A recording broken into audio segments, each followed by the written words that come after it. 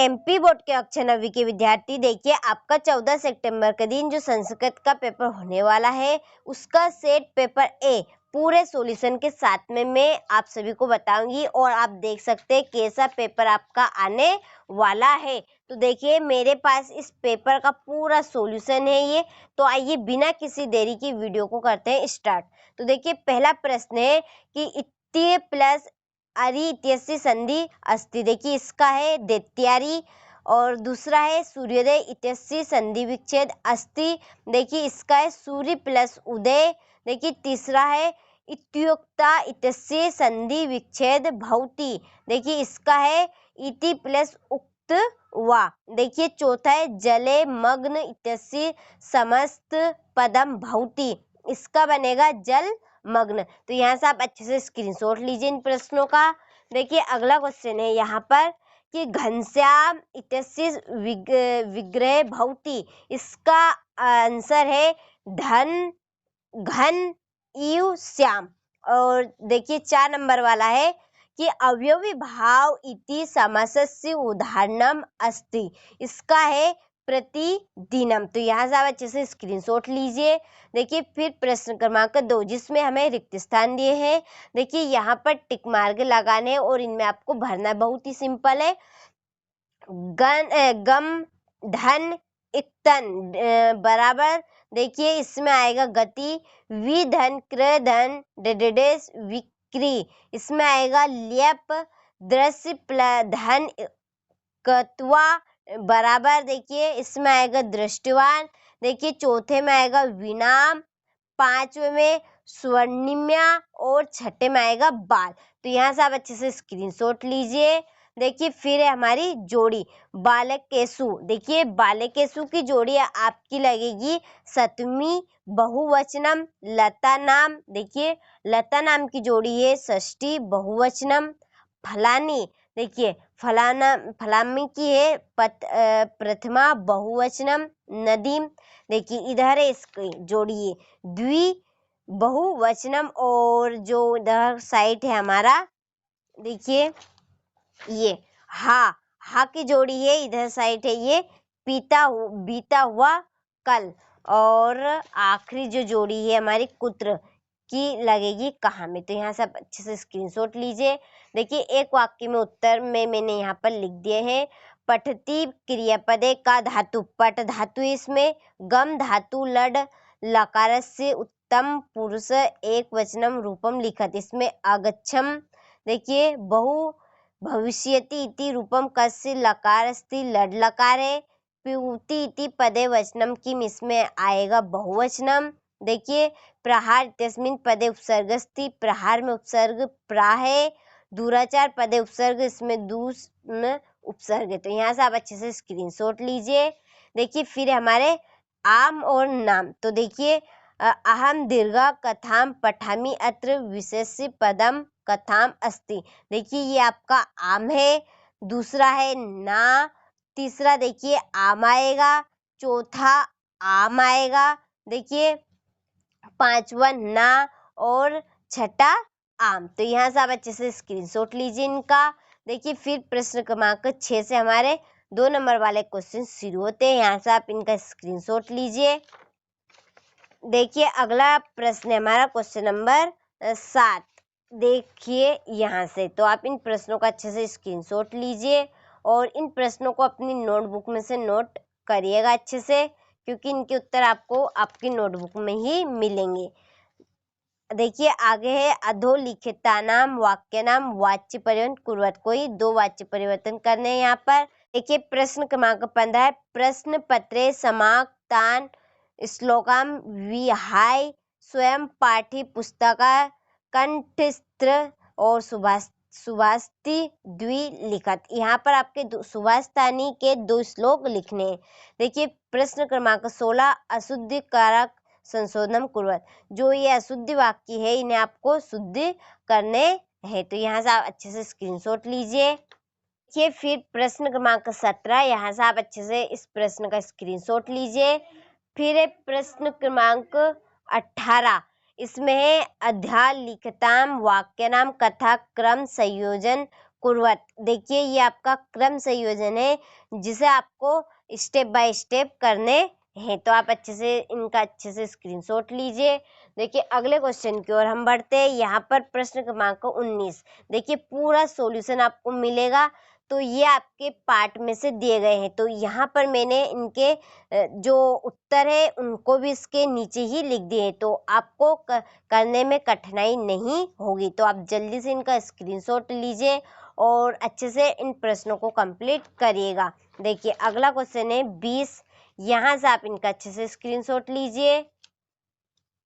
देखिए जो आपका 20वां 21वां क्वेश्चन है, इन्हें अच्छे से मैं आपको समझाऊंगी। देखिए यहाँ पर प्रश्न क्रमांक 21 है। देखिए मैं इसमें अपठित गद्यांश है, तो ये आपका गद्यांश एक व्यायाम पे के ऊपर से दिया गया है कि जो शरीर है वह धर्म का प्रथम साधन है।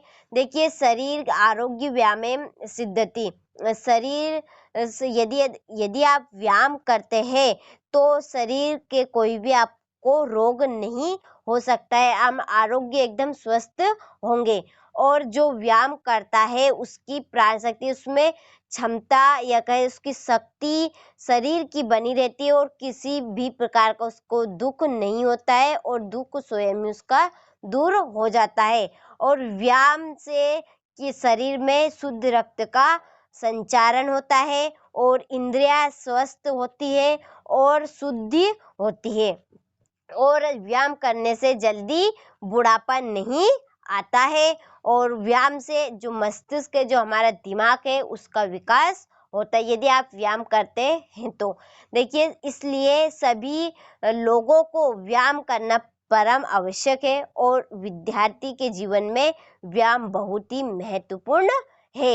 तो व्यायामेन अपि विद्यार्थी भविष्य निर्माण भवति। तो ये आपको मैंने अपठित गद्यांश समझा दिया है। अब इसके हम प्रश्न देखते हैं। तो देखिए शरीरम कस्य प्रथम साधनम, तो शरीर किसका प्रथम साधन है?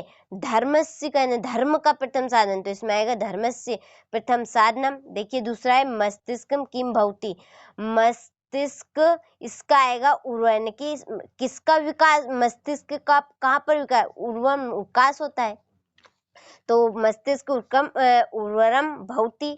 देखिए तीसरा है कानि सुस्थानी स्वस्थानी च भवति, तो कौन स्वस्थ और स्वस्थ होती है, तो इंद्राणी होती है। इसके बाद गच्छन्ति इति क्रियाएं कर्तुपदम अनुच्छेद चित्वा लिखत, तो गच्छन्ति में क्रिया लिखना है तो इसकी आपदा आएगी, और अस्य अनुच्छेद से कृत्य समुच्चय शीर्षक लिखत, तो जो ये अपठित गद्यांश आपको दिया गया है इसका शीर्षक क्या है, तो इसमें है व्यामस्य महत्तम। तो यहाँ से आप अच्छे से स्क्रीनशॉट लीजिए। देखिए अगला क्वेश्चन है हमारा अवकाश, तो अवकाश को समझेंगे अच्छे से। तो देखिए सेवायाम लिखना है सबसे पहले, फिर आपको मानवीय प्रचारी महोदय लिखना है, फिर उसके नीचे स्कूल का नाम लिखना है, शासकीय उच्चतर माध्यमिक विद्यालय, फिर उज्जैन नगरम मध्य प्रदेश। फिर देखिए विषय में आपको अवकाश जिसके ऊपर से आप लिख रहे हैं उसे लिखना है, यहाँ पर अवकाशार्थ प्रार्थना पत्रम। देखिए फिर उसके नीचे आपको लिखना है महोदय सविनय निवेदन अस्ति, यानी कि सविनय निवेदन है कि यद अहम अद्य सहसा ज्वर पीड़ितो अस्मि, तो कि मैं आज बहुत बुखार से पीड़ित हूँ, तो अतः विद्यालय में आगंतुम असमर्थो अस्मि, अतः विद्यालय आने में असमर्थ हूँ। कृपया मम 5 दिवसानां अवकाश स्वीकृतु, तो कृपया मुझे 5 दिन की अवकाश स्वीकार करें। जितने दिन के आप मांगना चाहते हैं लिख सकते हैं। देखिए फिर इधर ये 1 नंबर आपका यहाँ से कटने वाला है यदि आपने इसका ध्यान नहीं रखा तो। कैसा, यदि आप लड़के का यहाँ पर यदि लड़के लिख रहे हैं तो यहाँ पर विसर्ग लगाना है, यदि लड़कियां लिख रही है तो क्या लिखना है, यहाँ पर आ की मात्रा चढ़ाना, बस केवल इतना सा ध्यान रखना है। इतनी सी गलती का आपका 1 नंबर कट सकता है। तो ये यहाँ से आप अच्छे से स्क्रीनशॉट लीजिए। देखिए अगला क्वेश्चन है हमारा निबंध, प्रश्न क्रमांक 23 में संस्कृत भाषा का निबंध 100% आएगा। आप बिन फिक्र हो जाए, आंख मीच कर इसको अच्छे से कंप्लीट कर लीजिएगा। तो देखिए, देखते से संस्कृत भाषा अस्माकं देशस्य प्राचीनतमा भाषा अस्ति। देखिए, संस्कृत भाषा है वह हमारे देश की प्राचीन भाषा है, बहुत ही पुरानी भाषा है। अगला है कि प्राचीन काले यानी कि पहले सर्वे ने सभी एवं भारतीय संस्कृत भाषा एवं व्यवहार कुर्वन्ति स्म। जैसे कि आज हम हिंदी का बोलने में प्रयोग करते हैं कि हिंदी का व्यवहार करते हैं बोलने में, ऐसा का ऐसा पहले सभी लोग संस्कृत भाषा का प्रयोग करते थे। देखिए, कालांतर यानी कि समय के साथ विभिन्न प्रांतीय यानी कि राज्यों में भाषा प्रचलित अब हुआ। देखिए, समय के अनुसार विभिन्न राज्यों में भाषा प्रचलित हुई है, किंतु यानी कि फिर भी संस्कृतस्य महत्तम अद्यपि अक्षुण्णवत्, किंतु संस्कृत भाषा आज भी बहुत ही महत्वपूर्ण मानी जाती है। सर्व यानी कि सभी प्राचीन ग्रंथ, जो ग्रंथ है बड़े बड़े जैसे कि रामायण, महाभारत, ये सभी चारों ग्रंथ संस्कृत भाषा में ही लिखे हैं। और संस्कृत भाषा भारत राष्ट्रस्य एकताया आधार अस्ति। जो संस्कृत भाषा है वह भारत राष्ट्र की एकता का आधार है। आगे है देखिए, संस्कृत भाषा है यतस्य स्वरूपम अद्य प्राप्ते तदेव अद्य सहस्र वर्ष पूर्णम अपि आसीत्। संस्कृत भाषा रूपम पूर्ण रूपेण वैज्ञानिक अस्ति। तो ये आपका निबंध है, 4 नंबर में आएगा। इतना काफी है, आप यदि इतना करके आएंगे तो आपको पूरे नंबर मिलेंगे। तो आपको प्रश्न अच्छे समझ में भी आ गया हुए। तो देखिए, आपका ये कक्षा 9वीं का सेट पेपर ए का पूरा सॉल्यूशन मैंने बता दिया। बहुत जल्दी सेट पेपर बी भी आएगा। जब तक सेट पेपर ए को अच्छे से कंप्लीट करिएगा।